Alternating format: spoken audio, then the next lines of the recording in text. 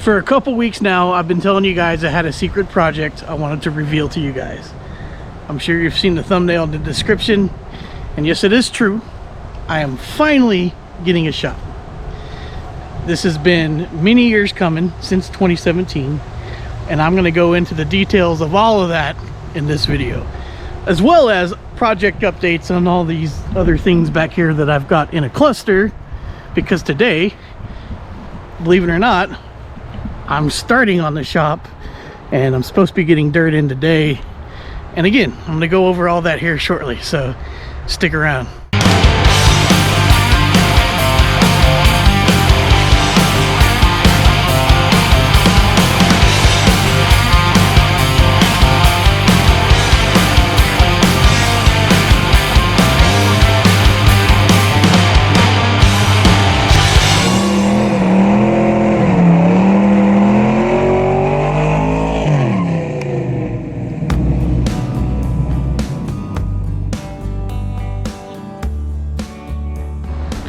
Well, I'm gonna enjoy a beer, sit down and talk to you guys about this whole saga of what's been going down. So we'll get a beer and enjoy it with me, right?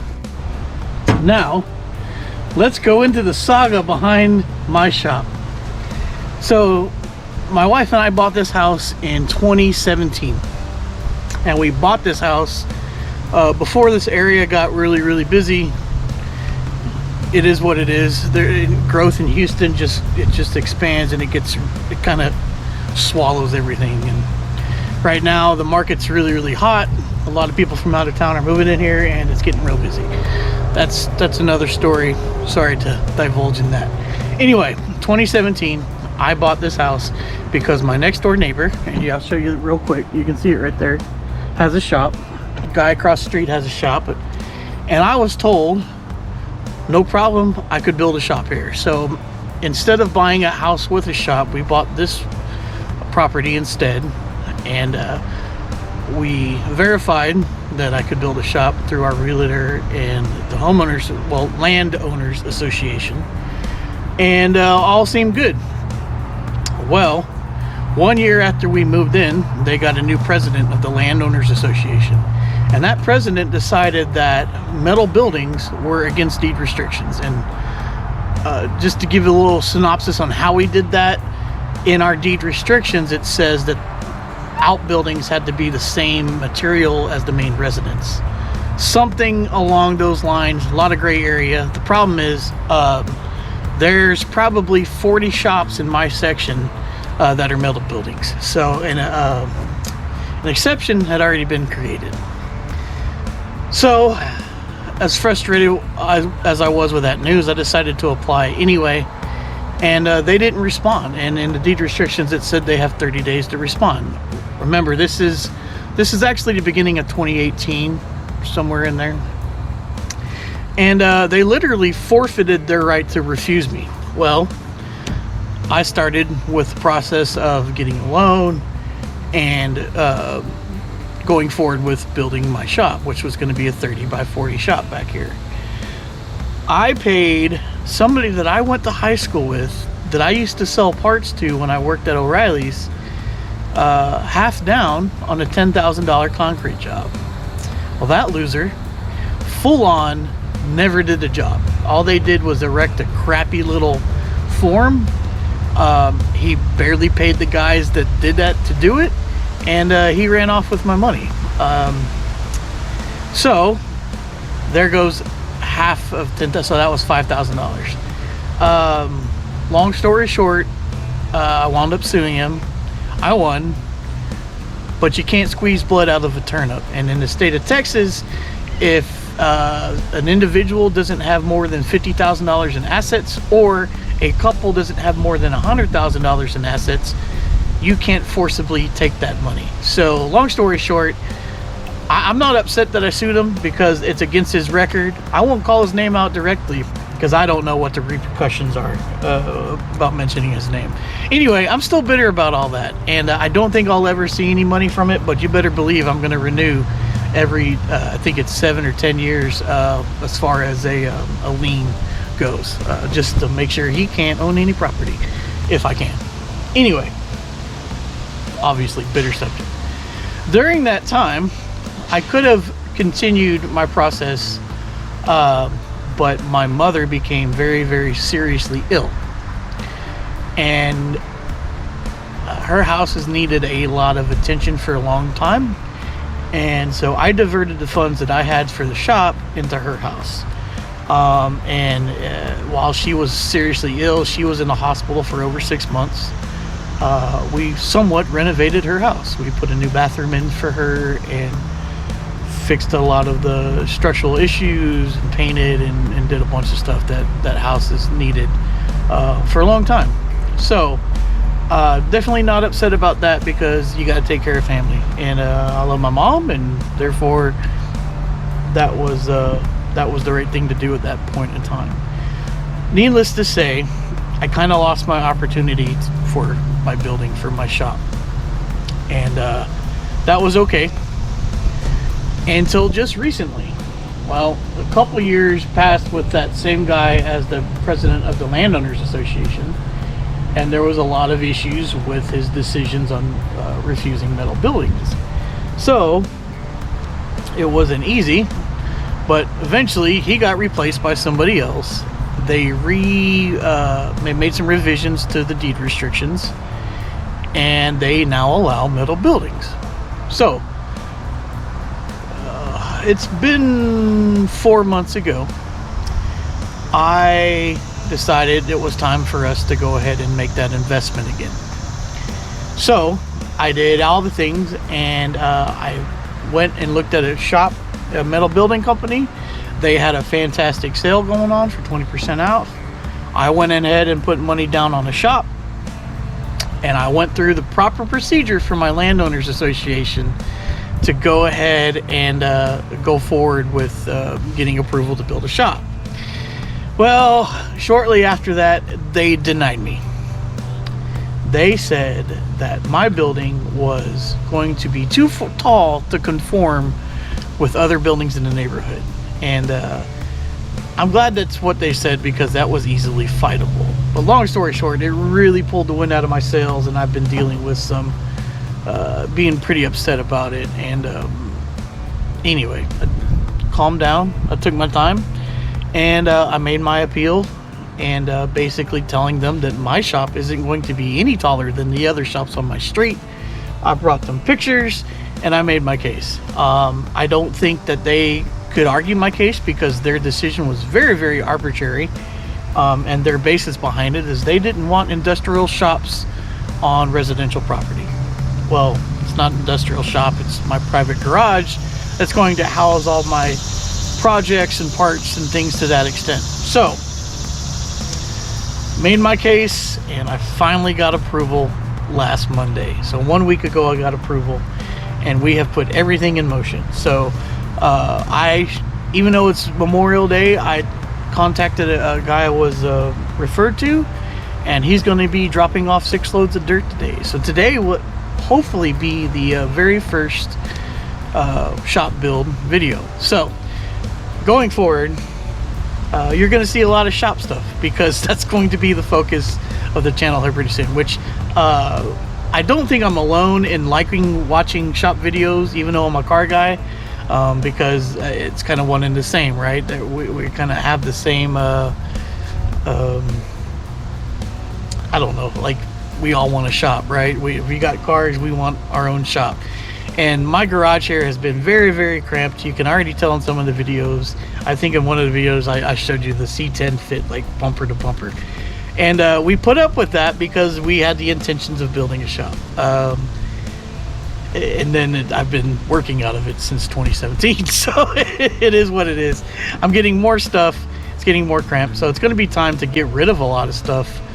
Go out to the storage and get all that cleaned. And we're going to move it into the shop. So I'm hoping by the end of June, the shop will be done for the most part. So stay tuned to follow along on that shop build. But that's one of the reasons we haven't really got into a bunch of the other projects.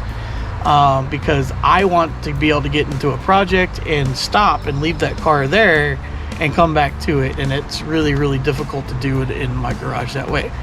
So let's move on to some of the other projects real quick to give you guys an update. But I did want to explain why we haven't really dove off any of that yet, without pulling off the car cover, because I'm just not there. I don't want to deal with all that today. This is a '96 Dodge Dakota, and it's a really cherry Dodge Dakota, and it's Greg's, and I'll show you. Nice, beautiful paint. And it is going to be getting a turbocharged 4.8 liter LS, and we have just about everything for this truck. We have the 4.8, we've got the Terminator X ECU, we've got a 4L80E transmission. We've got just about everything we need to start this beast. The only thing we're missing is we're trying to figure out what we're going to do with the hot side and which turbo to buy. We're going to probably go with the VS Racing turbo, or a Force Performance turbo. We're not sure yet, but this is Gramps, and if you go back and look at our channel, and I'll maybe even put it in the description, you'll see when we picked up Gramps and what it looked like, and it's going to be a super cool project. This is what we're going to call the S-Box. We're going to clean it up a little bit. This will be the S-Box Dakota, and we're naming it, or sorry, SH1T B0X, and I'll put that down there in text and it'll make sense. This is a '96 Dakota that we bought. It was a lot more rough than we had originally made aware in our photos, but I drove 5.5 hours to get this thing, and so we went ahead and came home with it. This truck's getting a Dodge Ram 2500 3500 V10. We also have that motor. It's actually at my mom's house right now. So this will be a like Cletus and Cars / Australian style burnout truck that we're building, and we're hoping to start on this actually pretty soon. It's a cool little truck. It's just a little bit more rough around the edges than we had anticipated. We've already replaced some body panels and stuff like that. This has been on the channel before. It needs to be washed. Obviously there's some algae and funk growing on it. This may never really go in the shop, but I don't know, it'll go in the shop when we build it, but it kind of hangs out here. And yeah, we love this thing, so we're really looking forward to that. And there's Ori. Hi Ori, what are you doing? All right, so then we move on to the Sonoma. The Sonoma really hasn't changed much. We did find an intake manifold for it. Just letting you guys know, this is a GMC Sonoma GT, one of 806 made. I think our number is 638, I don't remember. It's a sibling of the GMC Typhoon and Cyclone, except it doesn't have all-wheel drive and it doesn't have a turbocharged motor, but it's made by the same company. They build the flarings for it. It's a really rare truck. It's really cool, except right now it runs terribly. It runs like it's a blower car. It's got a crazy idle surge that I'm having trouble tracking down. But our plans for this actually is it's changed over the last couple years. We were going to put an LV3 4.3 liter 2018 and up V6 in it, with the intentions to run it at LS Fest. LS Fest said, nope, you can't run that motor at our events, so we're kind of bummed out about that. We don't want to put a V8 in it just because of the heritage, so we're gonna keep going with what we got. Change the heads, intake manifold, put a Holley sniper kit on it, and we actually do have a little turbo for this truck, so we're gonna turbocharge it. That stuff's gonna come before too long. And then we have the Wellcraft boat, and I'm actually gonna do another video on this boat because a lot of people came to the channel because of the boat, and believe me, we're not giving up on it. Again, we just kind of had some things in the works, and this stuff fell on the wayside. We do have an engine for it. I have another video on our channel about that, about me picking up a motor. Long story short, this motor cracked, the block cracked because of our crazy winter in 2020? I don't remember, but long story short, block cracked, junk, and we had just gotten it running and stuff until we figured that out. So it's dirty, it's kind of gross right now. It's not going to be neglected, we promise. We're coming back to this one. Unfortunately, we have to have a forklift to pull this dude out, so arranging that and getting all that done at the same time is a little bit of a task, but we're hoping to have this thing back on the water maybe next spring, in a realistic fashion. But that's some of the projects. If you guys been here for a while, this project started with my Dakota.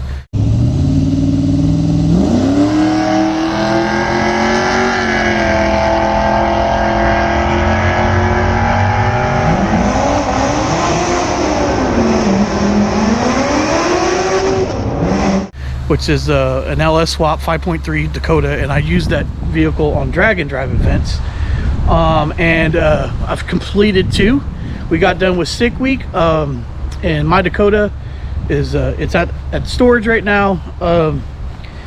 The trans needs to be gone through, so I haven't been driving it or doing anything with it recently because it needs attention. So that's probably one of the first projects we're going to do when we get the shop up, is pull the engine and trans out of that. One because I want to copy the motor mounts for Gramps, and so we have them on hand for later.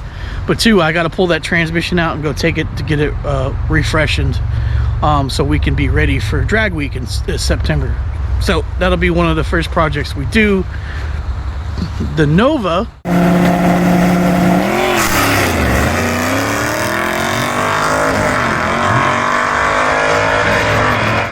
is kind of status quo right now. That the car runs good. I drive it, except it's starting to get too hot to drive it right now because our summers down here are pretty brutal, and it's hard to drive that car in the heat, especially since it has a 456 gear, which I'm hoping that gets changed this summer. We're going to probably change to a 355 gear, which is what it had originally, and then I'm going to be working with a friend of mine on building a era correct motor for it, and probably selling the LT1 that is in it, and that's a Gen 1 LT1 out of the 70.5 Camaro. You got one?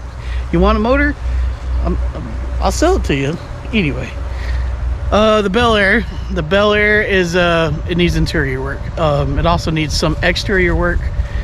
I can't wait to have that car here because I don't drive it much because it's kind of a pain in the butt to get out of the storage shed. So if it's here, I can hop in it and drive it and go forth with that. It needs interior work and it needs some exterior work, so I don't know what the plan is on that car, other than I do want to really want to get the seats covered pretty soon, and I've already started the process of painting some of the interior trim, so I probably will continue that once I get it to the house.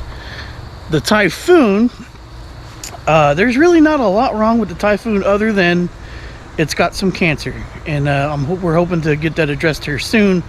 But we haven't driven the Typhoon since August of 2020, probably a little bit before that. And the reason for that is we pulled the cladding off of that truck, sent it to the shop that's known for doing that cladding, and they've had it for almost 2 years.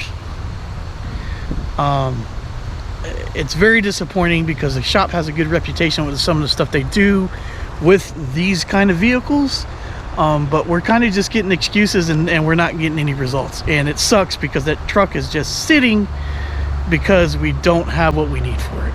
You know, you can't drive it around without the front cladding on it. So we don't have a lot of plans for other than fixing the rust and the AC on that truck. So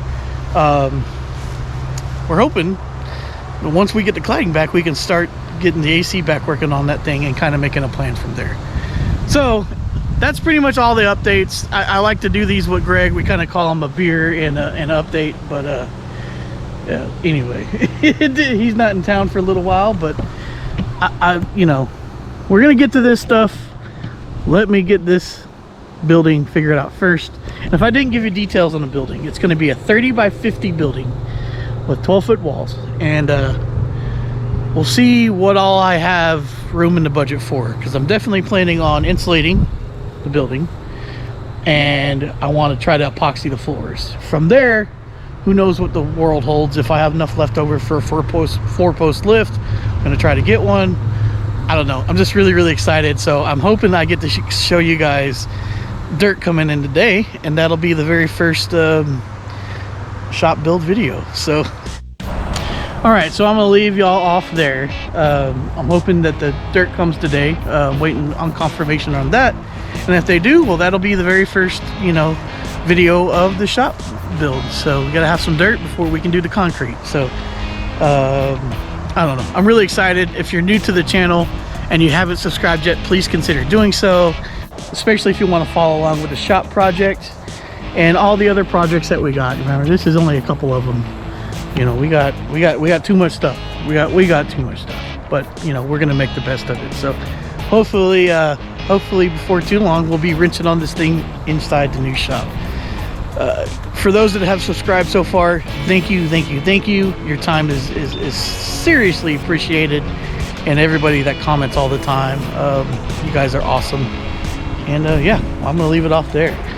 You guys have a fantastic Memorial Day. Enjoy your family. Remember the reason for today.